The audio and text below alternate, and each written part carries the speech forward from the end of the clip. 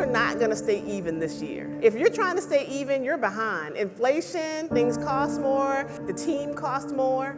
And so if you're just trying to stay at the same level this year and make the same amount of money, that means you're making less money this year. How to systemize your business and free yourself from the grind. All right, so we're going to get into how to break free from overwhelm. I'm going to talk to you about why this lever is so important, right? Because people are always so focused on, upsells and like those money things, but they don't know that the money is also in the processes in your business. And we're going to talk about practical step-by-step ways to build your own processes. I'm going to keep it simple because I'm not a complex person. I don't like to use complex tools or whatever, so I'm going to share with you my step-by-step framework for creating processes. We actually work with at least 3 of our peers that are rocking it out, that have 7- or 8-figure businesses, to get their secrets on how do they launch. And I'm going to do another one for TSP Live. It's going to be version 2, and I'm going to get with 3 or 4 more 7-figure businesses, and I'm going to get all of their secrets. And so, hey, get that room block for TSP Live, right? But now I'm using the knowledge that I've learned for our launches, for running our business, and it's also what I've been doing with our own clients as well. I've made it my mission to make sure that the clients that I work with are running smoothly, that are implementing processes and project management within their business so that they can be more efficient and profitable. And that's what I want to do here today for you all as well. Whether you're a solopreneur or whether you are a business owner that has a team, there are some challenges that you're going to face when you have lack of process. There's some challenges. So what about the overwhelm, right, of wearing all the hats for the solopreneur? If you have that type of overwhelm, then you're going to have difficulty prioritizing tasks. It's like, do I answer my customers? Do I launch? Do I get this social media out? But you are definitely going to have difficulty prioritizing tasks, which also is going to bring for an inconsistent customer experience, right? Because when your eyes are off your customer and you're over here, then maybe there are issues that are building up. You have time wasted on repetitive tasks or fixing errors. And then there's just the overall burnout that you're experiencing as an entrepreneur. And things aren't fun anymore, and you're not having any passion, and you're just not connected to your mission anymore because of the overwhelm. And last but not least is lost profits due to inefficiencies, right? But what about those that have a team? You're experiencing all of those things that the solopreneur is experiencing, but also there's confusion with roles and responsibilities because things aren't documented, right?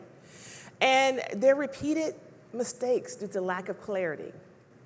So you have some processes, but there's still not clarity, and people are making mistakes, which also causes an inconsistent customer experience as well. What about the bottlenecks? Because when you start bringing on team, it's just like now, it's like meetings and meetings about answering questions and fixing issues and errors, right? And then there are bottlenecks. They can't move forward and do their job because they're not empowered because things aren't documented, right? Missed growth opportunities due to inefficiencies. I can't tell you that. I've already talked to 2 entrepreneurs this year in 2025, and this is January, that told me that I'm not going to grow this year. I'm just going to take a step back and work on my processes. And that, yeah. So processes, I didn't want to say what I was thinking, but processes are definitely impacting their money, right? Because things are not going to stay even this year. We've already heard that, right? If you're trying to stay even, you're behind. Inflation, things cost more, the team costs more.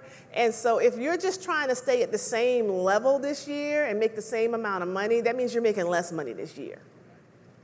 Not to mention that if you're pulling back, you're messing with future money, your leads, and all the things. You're just messing with your momentum for your business. And you're going to feel it by June, maybe by August. You're going to feel that, all right? And then what about this? Turnover due to frustration with your team. And it costs money to hire people, right? And then loss of trust. Like you don't trust the team, they don't trust you because the systems aren't in place. And of course, loss of profits due to inefficiencies. Does anybody relate to any of these challenges? Right? Okay, so we're gonna address those. At the end of the day, lack of systems and process messes with your time, your money, and your peace of mind.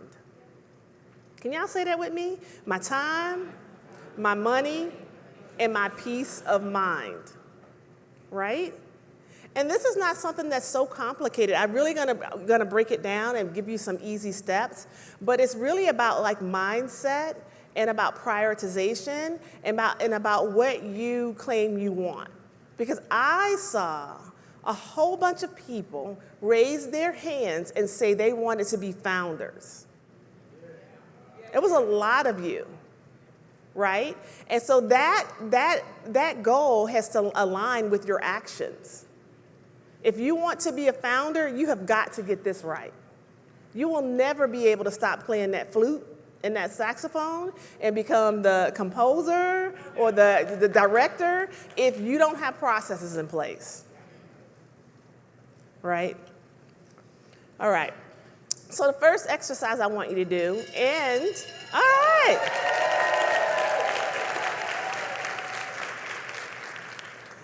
The first exercise that I want you to do, and I'm not going to give you a long time, you already know, right? List 3 processes in your business that take longer than they should or produce inconsistent results. You already know, like, so it's not even going to like 3 processes or something that you just know you need to document.